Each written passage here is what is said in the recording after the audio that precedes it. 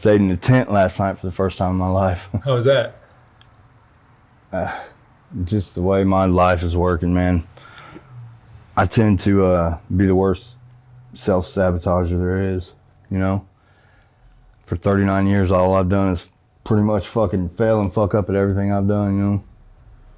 And I'm just at what's in with it, man. I can't get life figured out. I don't know. I'm just struggling. So self-sabotage looks like what? Jail, prison? Jail, prison, drug use, bad relationships with my kid, bad relationship with my woman. I don't know why I can't get it figured out, but, you know. How old are you? I'm 39. 39. And had a great childhood. Where'd you grow up? In Oklahoma. Like I said, great childhood, raised by my grandparents. Good people. They don't make them like that no more. And where was your mom and dad? My real mom, she did 21 calendars in the penitentiary in Oklahoma. I was actually born at the women's prison. And you were born in prison? Yeah. I guess I was kind of destined for it. That's how that went. Yeah, so was my brother, and neither one of us knew our dad, so I figured my dad was a night shift guard or something, you know what I mean? Well, they get conjugal visits. And yeah, I guess back in the 80s you could sneak your old man up on the yard and he'd get out of there without making a big deal. Right. So I guess I was destined for prison. But I've been doing drugs since I was 16 years old, and it's just been a continual just downward spiral. Last night I stayed in Skid Row in Los Angeles, man. Like, I just graduated my rehab, 30 days clean, and the second they gave me some freedom, I'm in fucking Skid Row, relapsed. I mean, all I do is I disappoint the people I love, and I just can't get it figured out. I mean, when I went to prison when I was 30, and I figured you can either be a shark or you can be a seal. And so I prospected for the Aryan Brotherhood, and long story short, I ended up being the yard captain, which is basically shot caller, if you will, for the whites. And I ain't gonna lie, I liked it. I mean, you get to point fingers and tell people what to do, and the politics of it. And can I get a drink of water? Sure. Yeah. And it just, prison in Oklahoma is like the 1950s. It's segregated still. And if you're white, like I said, you can either fucking be a shark, you can be a seal, you can be at the top of the food chain, or you can fucking be at the bottom. And I like to be at the top. But it really, it's... What does that mean to be it just head of the Aryan Brotherhood in jail? Or in prison? You know, and I'm not even really, I'm not racist, you know. I had swastikas on me, and I took them off. And it's just, when you're in prison in Oklahoma, you have to eat with your race. You have to spend time with your race. If you have to do any type of business with your race. And if you don't, it's frowned upon. And I didn't even plan on patching out. I was just going to go in there. I had 5 years to do no matter what. I had a 5 violent, and allegedly I took a cell phone out of a girl's hand that was contacting the police. And so I was charged with first-degree robbery. And so they gave me 5 years. And for stealing a cell phone? Yeah. Yeah, in the state of Oklahoma, if you induce force or fear onto anybody, they consider that robbery.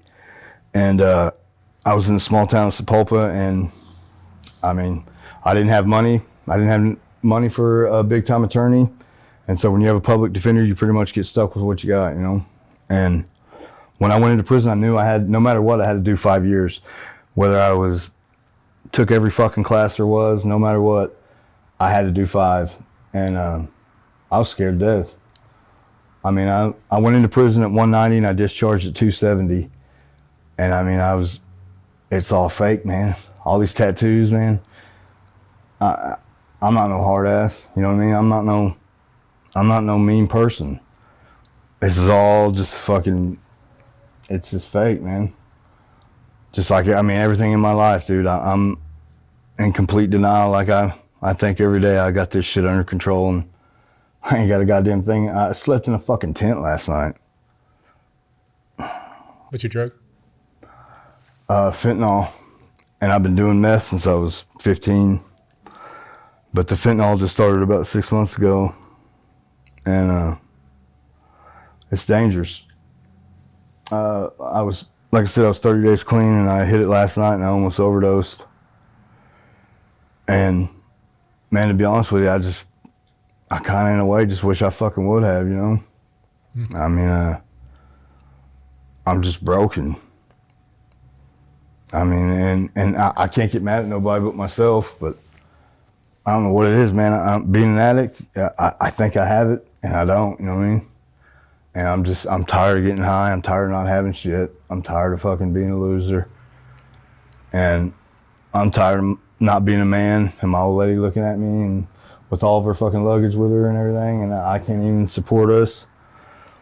I don't know what it's gonna fucking take to get a wake-up call, but I need something to happen fast.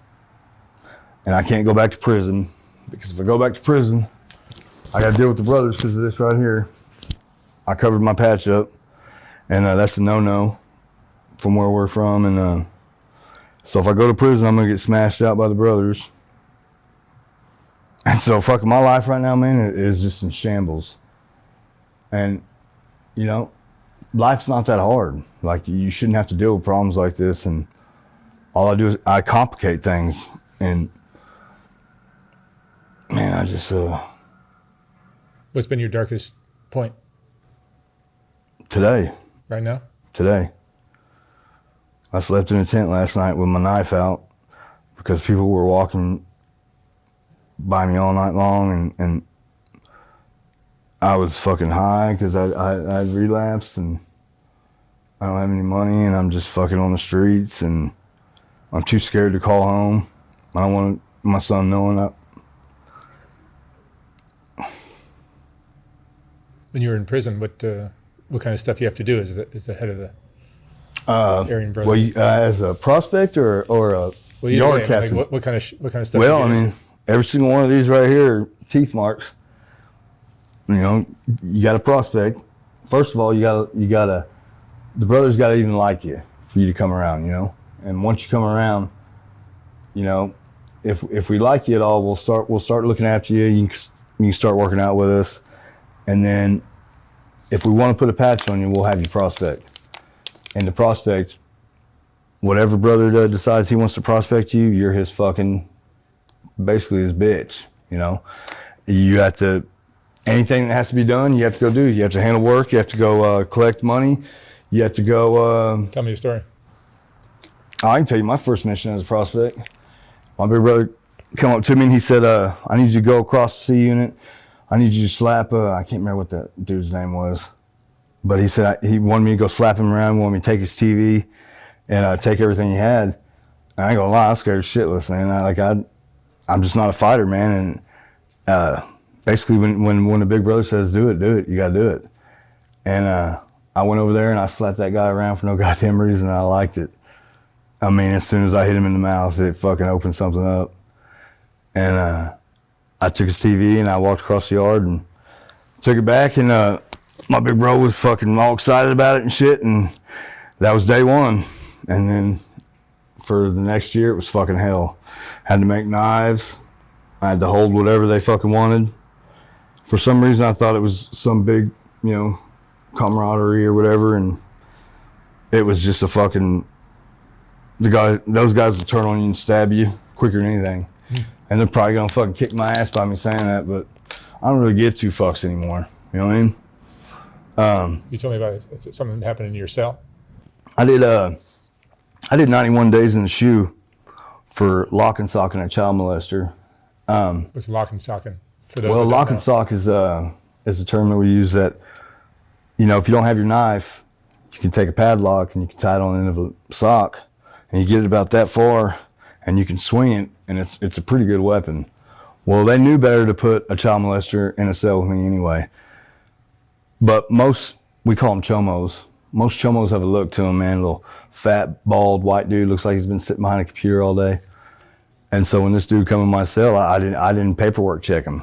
You know, you always, in prison, you have your paperwork. It's like your ID. It tells you what you've been charged with. And the guy come in, I asked him about his paperwork. He said he didn't have none.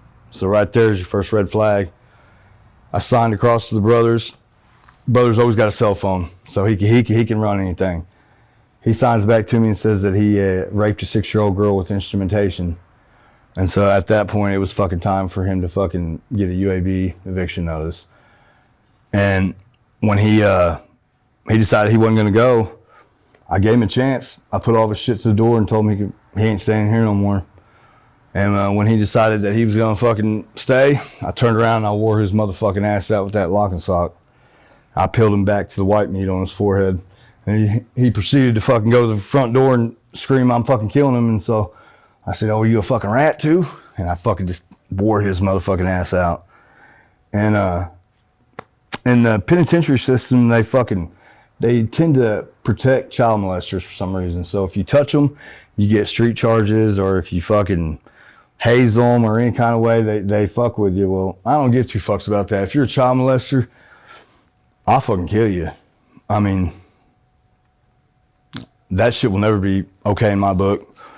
And after that, they proceeded to bring 6 SRT guys to my cell to make me cuff up and go to segregation. Well, fucking, I didn't know what the fuck I did wrong. I thought I did the world a favor. Well, when they decided to cuff me up, I stripped down to my boxers and I rubbed baby oil all over me. And I was gonna make it hard as fuck for them to fucking get hands on me. And after the 3rd verbal command, they sprayed me with fucking OC spray and I dropped like a fucking, it was bad, man. I really fucking thought I could fucking just dodge it. And they opened up that bean hole and fucking shot me with it, and then proceeded to stick me in the goddamn shower for 2 hours with butt naked, with no water, no nothing. And that was day 1. And I was back there for 91 days. I actually they gave me a blanket, and that was it.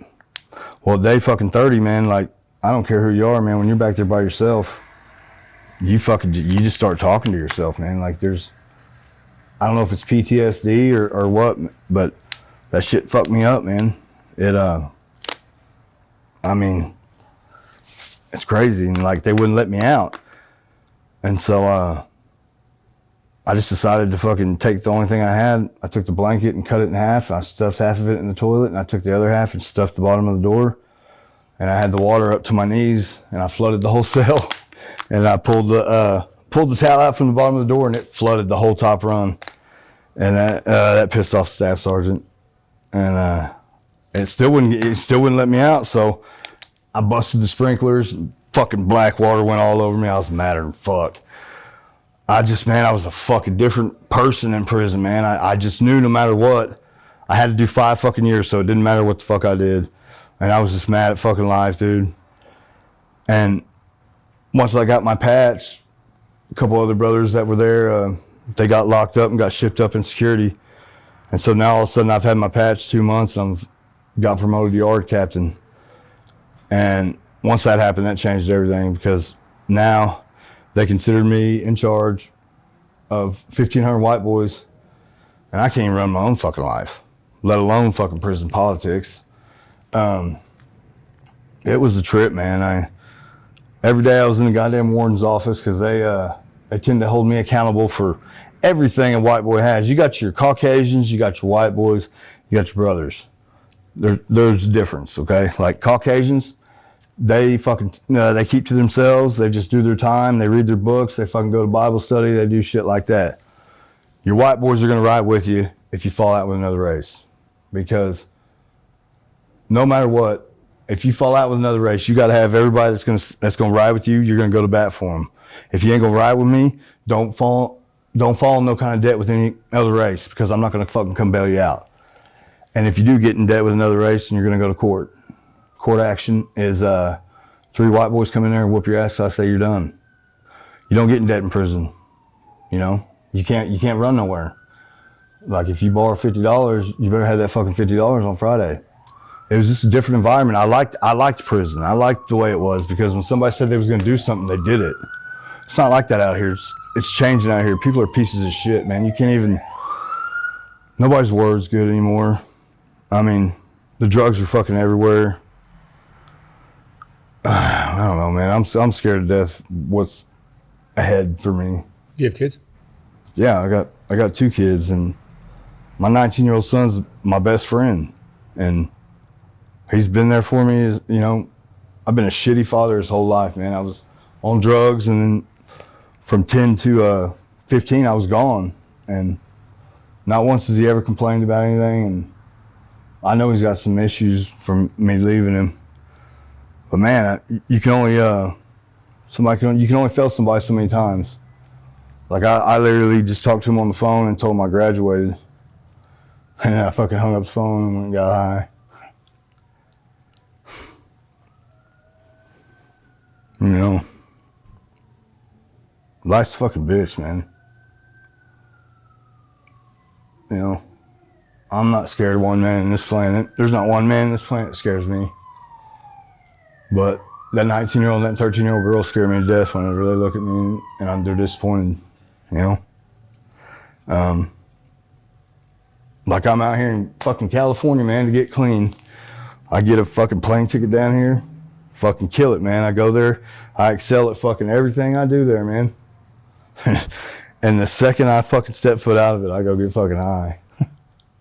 I don't even know what's going on, man. The self-sabotage, is that something that comes from not having your mom and dad in your life? Man, or is it something it's some unresolved trauma that I fucking, you know, I thought I'd just like to get high, you know? Or is it something maybe you inherited from your dad or mom? Could be. He's up. I found him a couple years ago.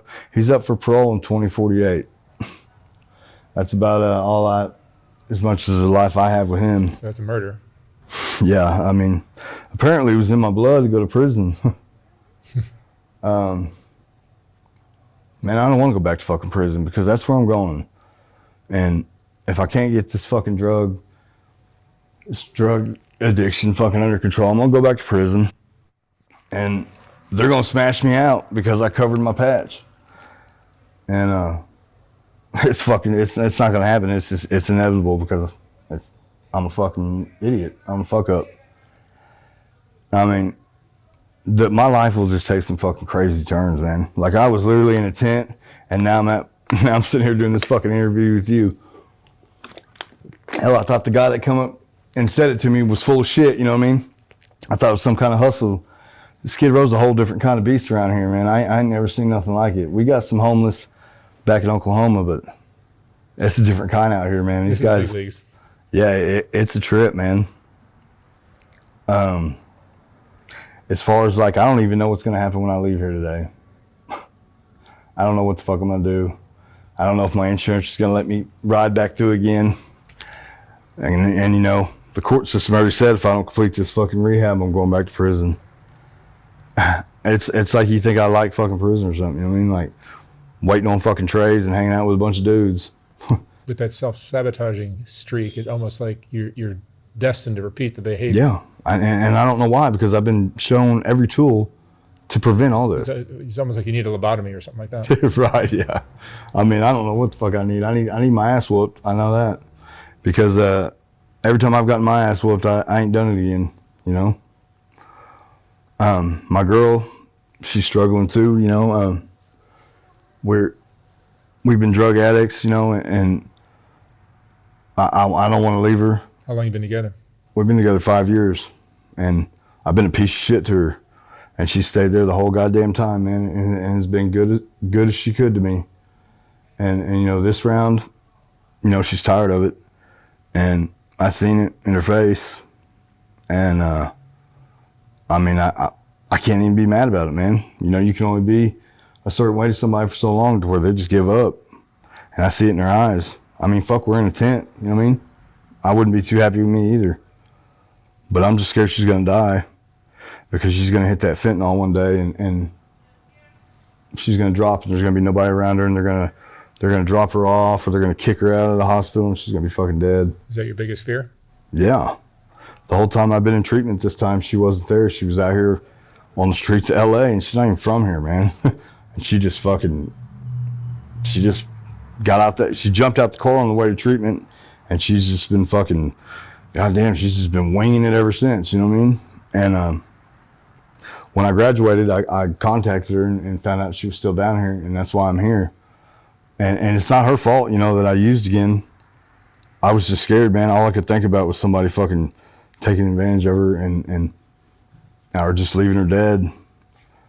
But the common sense that would say, you know, doing drugs is going to send you back where you came from. Yeah, that doesn't really work, does it?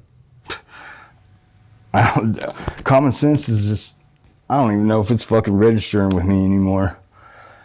I think I've got some type of fucking, like, maybe I don't know if it's PTSD or I just can't fucking figure life out, dude. Like, I get all these opportunities, man, and I do great. I fuck up when I'm doing good. You know what I mean? I don't ever fuck up when I'm like out here in the tent, you know what I mean? I fuck up when I got 10 acres, I got a brand new truck, I got a great job. You know, I mean, that's when I fuck up. And I don't know what it is, man. Maybe it's some emotions that I don't recognize, but it sounds like borderline personality disorder or something like that. It could be. Where you know what I mean? You just are gonna, because I'm fucking telling myself I'm fucking doing all right, and I'm not doing all right. You know, I think a lot of it is just this fake persona I have, man. Of me being confident and me being fucking big and strong and me having everything under control, and I don't, man. I don't have nothing under control. Like I don't have $1 to my name right now, and when I leave here, I don't know what the fuck I'm gonna do. And I'm scared, you know, because it's different out here, but I don't know, man. Sometimes I wish I'd just fucking hit that fentanyl and hold it in, you know what I mean? And just fucking, you know, I'm not wanting to kill myself, so don't, you know, don't put me in a fucking crazy suit, but man, sometimes you just think about fucking everything that's going on, all the people I hurt, you know. Cause I'm good at hurting the people I love. I'm a gold star piece of shit on drugs. You know what I mean?